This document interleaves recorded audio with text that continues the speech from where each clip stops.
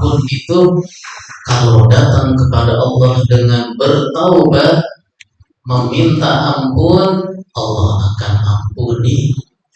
Habis itu melakukan dosa lagi, taubat lagi, Allah ampuni.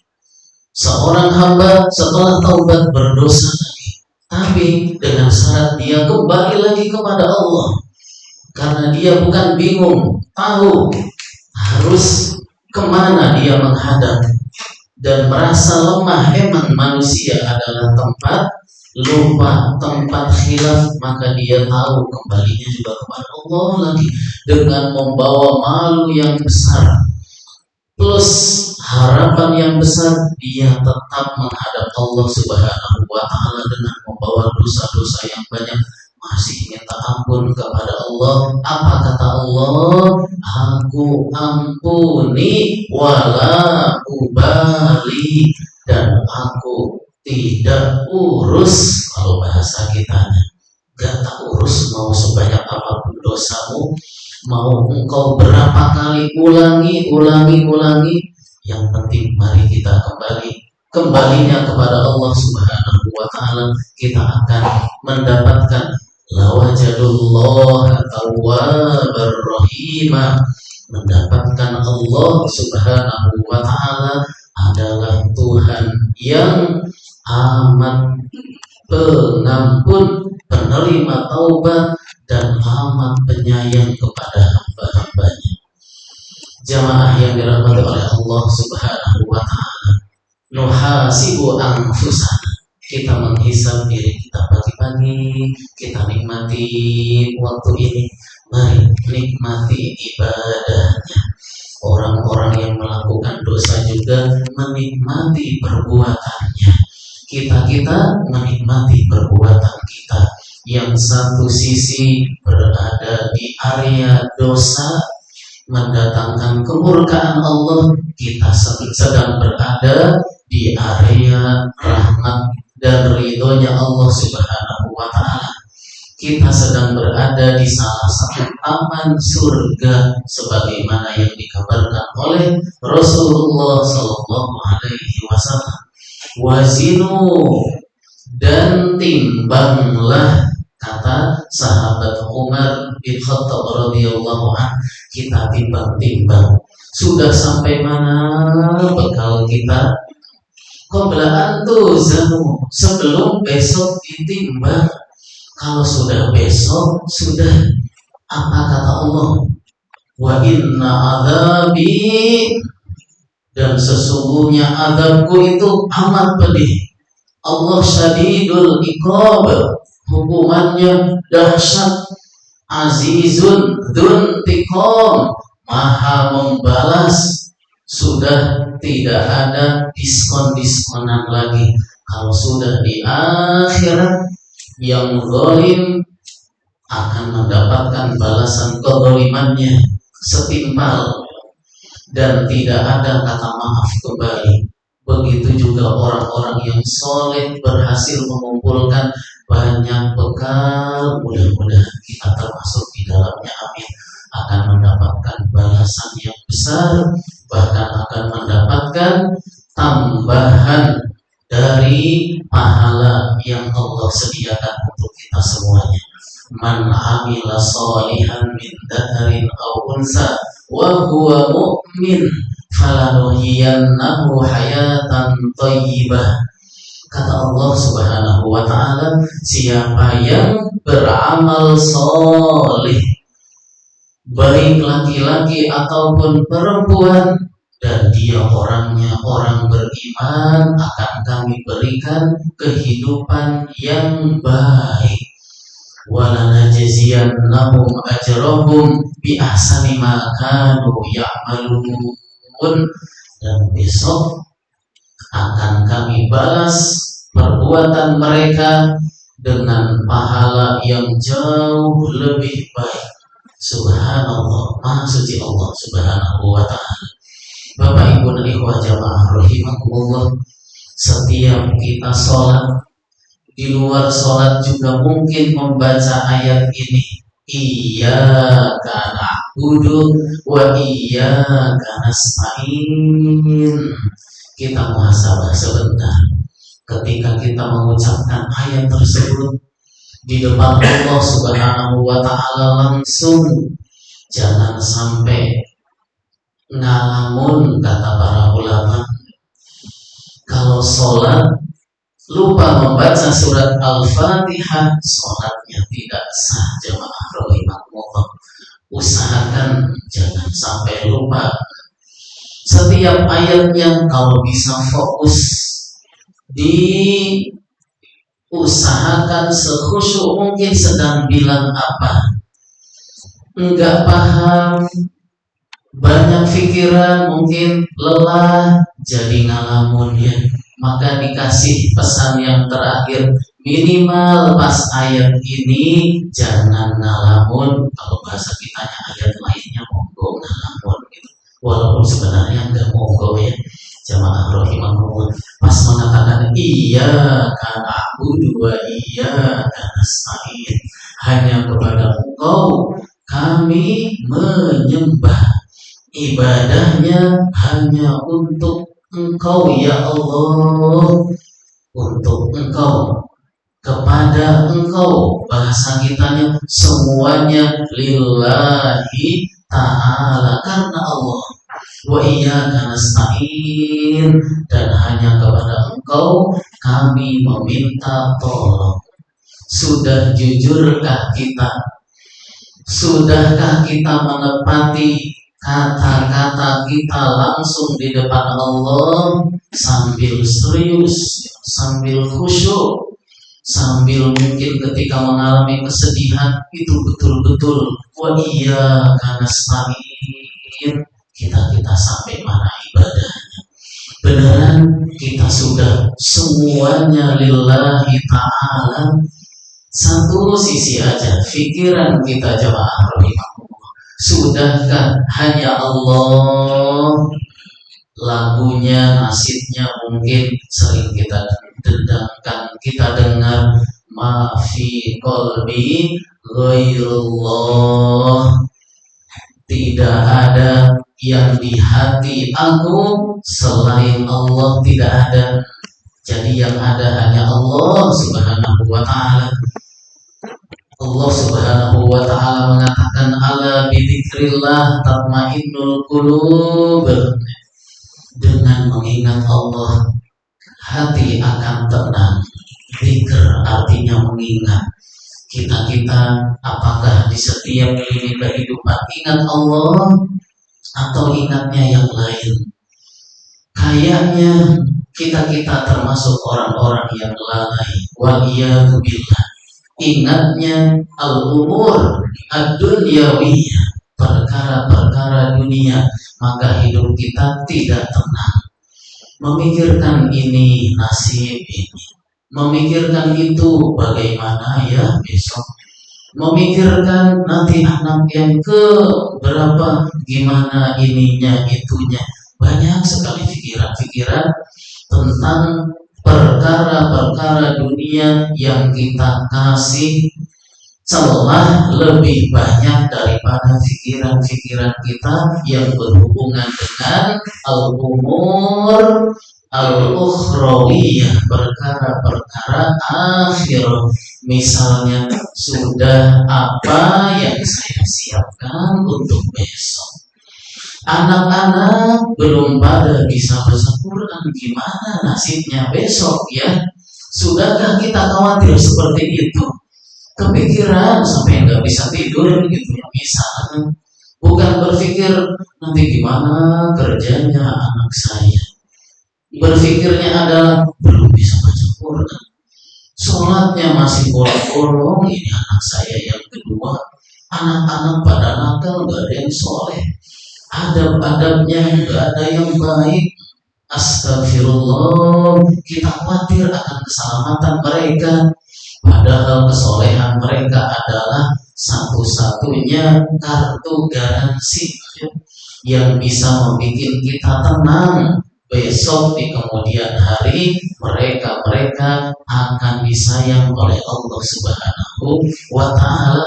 Yang akan mendapatkan kehidupan yang baik adalah hamba Allah yang beriman dan beramal soleh, seperti yang sudah dibacakan ayatnya di awal-awal tadi. Man amila solihan, janji Allah, siapa yang beramal soleh, laki-laki ataupun perempuan, dan dia orang beriman, akan kami beri kehidupan yang baik. Maka tenangkan jiwa kita, jamaah rahimakumullah. Tenangkan jiwa kita dengan menjadikan anak-anak kita anak yang soleh. Usahakan bagaimana caranya. Seorang ibu kalau harus cerewet-cerewet, bapak kalau harus marah-marah, demi kesolehan putra-putri kita. Kalau mereka soleh, hidupnya baik, janji Allah Subhanahu wa Ta'ala, tanpa kita harus khawatir dan harus menyiapkan warisan. Warisan juga merasa kurang, cukup enggak ini. Ukurannya juga tidak tentu, sudah terkumpul sekian, enggak cukup, sudah terkumpul sekian, enggak cukup. Kita berdoa doa yang banyak. Betul, hamba-hamba Allah berdoa, karena doa juga salah satu dari bentuk ibadah dan amal soleh. Tapi kalau kita kerjanya doa terus, itu juga ada yang tidak baik pada diri kita. Maksudnya kerjanya minta aja, tanpa melaksanakan kewajiban kita. Kita minta hak kita kepada Allah, kita tidak memberikan hak Allah. Haqqullah alal ibad, haqqul ibad alallah. Hak Allah itu adalah kita beribadah kepadanya hanya untuk Dia, untuk Allah saja. Sudah apa belum? Kalau kita berdoa, doanya lama, banyak, sampai ada ulama yang berpesan, doa jangan terlalu lama, jangan terlalu banyak. Kebanyakan seorang hamba kalau berdoa adanya sambat, iya enggak Bapak? Namanya berdoa itu kan sambat ya. Banyak mengeluh, keluh kesahnya itu banyak sekali. Minta maaf, dicandain gitu, minta maafan kita kepada Allah, ya enggak maafan gitu ya. Minta kaya, permintaannya karena dunia terus gitu, ya enggak kaya juga ya, perasaan begitu. Minta apa lagi, minta ini, minta itu, ada yang dikasih oleh Allah, dikabul oleh Allah Subhanahu wa Ta'ala, ya masih kurang juga. Maka disekat oleh yang berpesan ini. Seorang ulama berpesan, saya mohon wahai saudara-saudaraku, sudah, doanya disudahi. Maksudnya jangan banyak keluh kesah, doanya secukupnya aja, jangan kebanyakan. Apa yang harus diperbanyak? Perbanyak syukurnya. Kalau tidak antum panjenengan perbanyak syukurnya, ya apapun yang Allah kasih kepada kita, ya merasanya enggak dikasih-kasih. Ya enggak, jamaah rahimakumullah. Nikmat itu Allah kasih, wa ataku min kulli ma sa'altumu wa in ta'uddu nikmatallahi la tuhsuha. Sudah kami beri, kata Allah ya. Kalau engkau hitung nikmat Allah Subhanahu wa Ta'ala, enggak bakalan bisa kalian hitung. Pokoknya alhamdulillah, mari perbanyak syukurnya, karena syukur itu di atas takwa. Orang bertakwa adalah orang beriman dan beramal soleh. Ada orang soleh bertakwa, kurang syukurnya banyak, jemaah rahimahullah. Masih latihan. Saya menurut ibu, Ustaz, orang bertakwa, hafal Al-Quran. Bapak-bapak, ibu-ibu, subhanallah, subuhan, orang bertakwa, soleh, solehah. Apakah kita sudah masuk atau naik tingkatannya menjadi hamba yang bersyukur? Wallahu a'lam bis-shawab. Hanya Allah yang tahu, dan diri kita ya. Kita sudah bersyukur apa belum? Kalau orang yang sudah bersyukur, pasti itu orangnya sudah melewati makom yang namanya takwa. Maka kita tumbuhkan ilmunya, kita tambah ya, perasaan-perasaan kita, iya juga kita harus menjadi hamba yang banyak bersyukur. Nanti baru tahu kalau kita itu sudah banyak mendapatkan nikmat Allah. Ketika kita bersyukur, kita akan menjadi hamba yang banyak memuji Allah, menggunakan nikmat yang kita dapatkan dari Allah untuk menopang ketaatan kita kepada Allah menjadi tambah soleh. Nikmatnya digunakan untuk taat kepada Allah Subhanahu wa Ta'ala. Kalau enggak bersyukur, ya udah nanti rasanya saya berdoa kepada Allah, kapan enggak dikabul-kabul. Seorang ulama lagi berpesan kepada kita, jangan mengatakan sudah lama saya berdoa kepada Allah, kok enggak dikabul-kabul ya, kapan dikabulnya. Jangan jadi hamba yang soleh, jangan mengatakan begitu.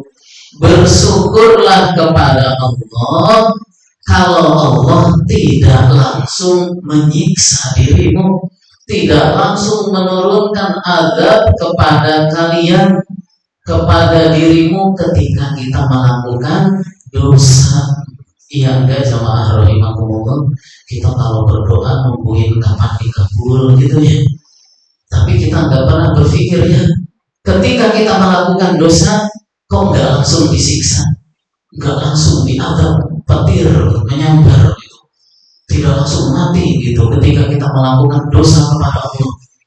A, B, C, D, dosanya banyak yang kita lakukan kepada Allah Subhanahu wa Ta'ala, tidak langsung diturunkan adabnya kepada kita. Harusnya yang ini yang kita pikirkan. Alhamdulillah, bersyukurlah Allah tidak langsung menurunkan siksanya ketika kita melakukan dosa, padahal lebih banyak dosanya daripada pahala yang atau kebaikan amal soleh yang kita lakukan. Ketika kita minta kepada Allah, menunggu, mengatakan bahkan di dalam hati kita, kapan dikabul, kok enggak dikabul-kabul. Iya juga ya. Maka dari sini mari kita, namanya juga muhasabah, tafakur, banyak melakukan amal soleh, banyak melakukan dosa. Setelah itu ngapain? Tafakur, hamba-hamba Allah yang sibuk dengan amal solehnya, yang sibuk dengan dosanya, masih melakukan ini dan itu karena kelemahan hati, iman, pikiran dan lain-lainnya. Karena yang kuat itu hanya Allah Subhanahu wa Ta'ala. Maka dia harusnya bertafakur, berpikir, ya saya melakukan itu, habis itu saya harus ngapain, saya imbangi dengan amal ini gitu. Misalnya melakukan sebuah dosa, harus langsung berpikir, hamba Allah yang cerdas itu harus langsung berpikir menggantinya dengan amal soleh, apa yang harus saya lakukan. Insya Allah dengan harapan yang besar, amal soleh yang kita lakukan bisa menghapus keburukan yang sudah kita amalkan sebelumnya. Jemaah yang dirahmati oleh Allah Subhanahu wa Ta'ala, saya tutup dengan hadis qudsi tentang bagaimana kita itu supaya tanpa tadi kan kita banyak doa, banyak minta, ulama tanda kutip menyalahkan kita ya, jangan lama-lama, jangan kebanyakan. Padahal kita harus mohon kepada Allah karena kita butuh, harus berdoa juga. Hadis kursinya bagus sekali Bapak Ibu jamaah rahimakumullah. Nabi Shallallahu Alaihi Wasallam yang mengatakan ini, kata Nabi, berfirman Allah Subhanahu wa Ta'ala, maka hadisnya namanya hadis qudsi. Man syaghalahul Qur'an wa dzikri an mas'alati, kata Allah Subhanahu wa Ta'ala, siapa yang hidupnya disibukkan oleh Quran dan disibukkan oleh mengingatku, disibukkan Quran, disibukkan zikir. Bapak Ibu, saya juga semuanya ya. Apakah kita sudah menjadi orang ahlul Quran, orang ahli zikir? Sudah belum? Mari kita tanya pada diri kita masing-masing. Zikirnya udah lama belum? Ahli enggak? Coba istighfarnya berapa Bapak Ibu? Sudah 1500 belum? Subhanallah ya, jawabannya belum. Sholawatnya sudah 1500 belum? Masih kalah sama orang yang suka sholawatan. Ada ahlinya, ya udah suka sholawat, bersolawat.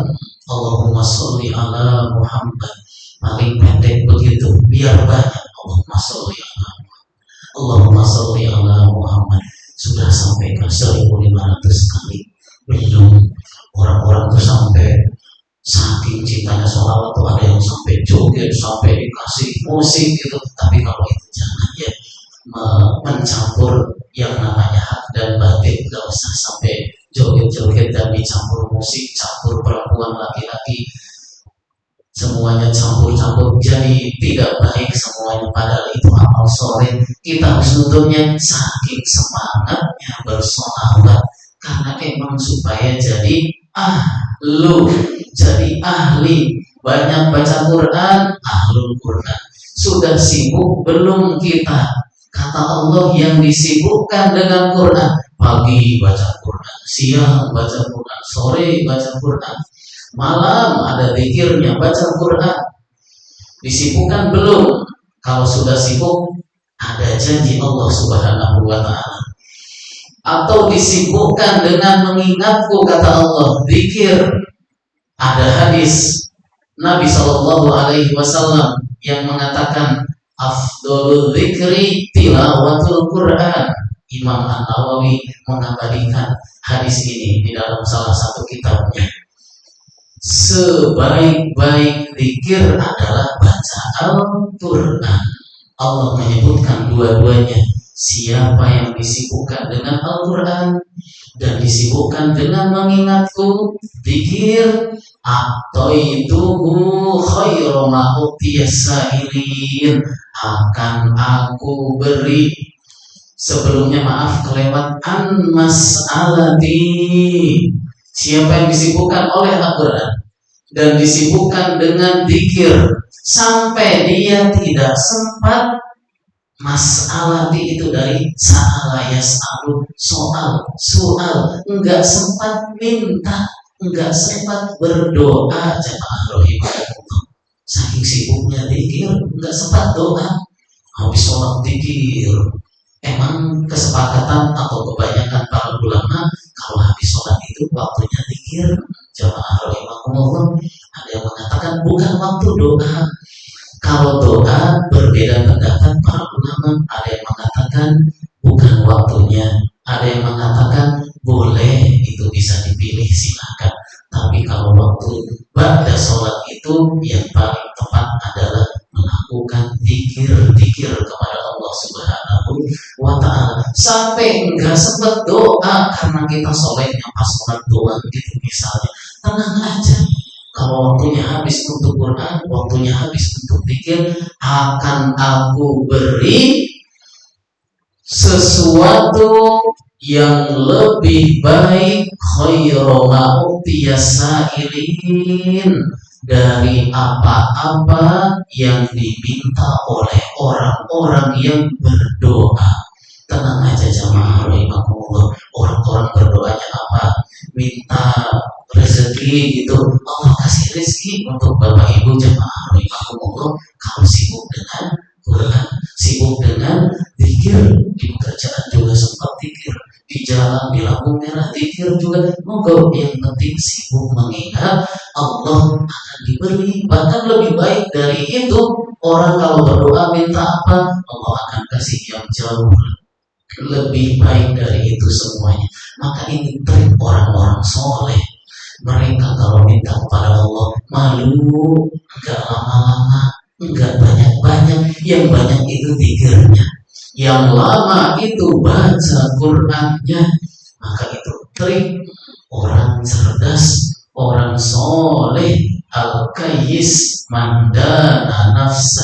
Orang cerdas, kata Rasulullah SAW, adalah orang yang selalu mengevaluasi dirinya. Salah satunya adalah cara kita ibadah, cara kita meminta tolong. Iyyaka na'budu wa iyyaka nasta'in, minta tolong kepada Allah seperti apa? Dengan begitu bahkan ada yang malu kalau para ulama, orang-orang soleh terdahulu itu kalau berdoa kepada Allah malu. Ada yang tidak berani pakai baju yang bagus, ada yang berpesan bajunya jangan mahal-mahal kalau sedang berdoa kepada Allah, tampilkan yang sebenarnya yang gimana gitu. Ini ada yang berpesan begitu, tapi kan ada juga yang mengatakan kalau untuk Allah, untuk ibadah enggak apa-apa. Imam Abu Hanifah jubahnya 300 dinar, jamaah rahimahumullah. Mahal, pakai banget. Wahai imam, jubahnya mahal sekali. Tidak apa-apa kalau untuk takwa kepada Allah Subhanahu wa ta'ala. Bapak pakai sarung yang mahal, silakan. Pakai baju peci yang paling mahal, silakan untuk ke masjid. Ibu juga begitu, jilbabnya yang paling mahal, ya, pakai untuk ke masjid menghadap Allah. Rukuhnya yang mahal, jangan untuk sholat yang jelek murahan 30.000 gitu, jangan. Tapi kalau untuk arisan mahalnya minta ampun gitu. Begitu di satu sisi ada yang membolehkan, ada yang berpesan jangan. Itu tuh beliau malu di depan Allah, minta kepada Allah kok gelangnya kandel gitu ya Bu ya. Minta kepada Allah kok pakai kalung setengah kilo gitu ya. Minta kepada Allah yang lama sekali. Jadi amalkan trik orang-orang soleh tadi. Mari kita sibuk zikir, sibuk dengan Al-Quran. Insya Allah yang ibu, yang bapak butuhkan Allah kasih tanpa diminta. Itu trik paling indah dari ulama-ulama kita yang sudah tajarrobu, mujarrob, teruji. Kita sebutnya mujarab. Mudah-mudahan kita juga bisa menjadi hamba-hamba yang soleh, menjadi hamba-hamba yang mulia di depan Allah dan di depan makhluk. Rabbana atina fid dunya hasanah wa fil akhirati hasanah wa qina adzabannar. Rabbana la taj'alid dunya akbar hammina wa la mablagha ilmina. Allahumma arhamna bil Qur'an waj'alhu lana imaman wa nuran wa hudan wa rahmah. Allahumma ij'alna minadz dzakirin wadz dzakirat. Allahumma ij'alna minadz dzakirin wadz dzakirat warhamna anta khairur rahimin waghfir lana dzunubana wa liwalidina warhamhum kama rabbawna shighara. Tub 'alaina innaka antat tawwabur rahim warzuqna wa anta khairur raziqin. Subhana rabbika rabbil izzati amma yasifun wa salamun 'alal mursalin walhamdulillahi rabbil alamin. Kurang lebihnya mohon maaf. Billahi taufiq wal hidayah. Wassalamualaikum warahmatullahi wabarakatuh.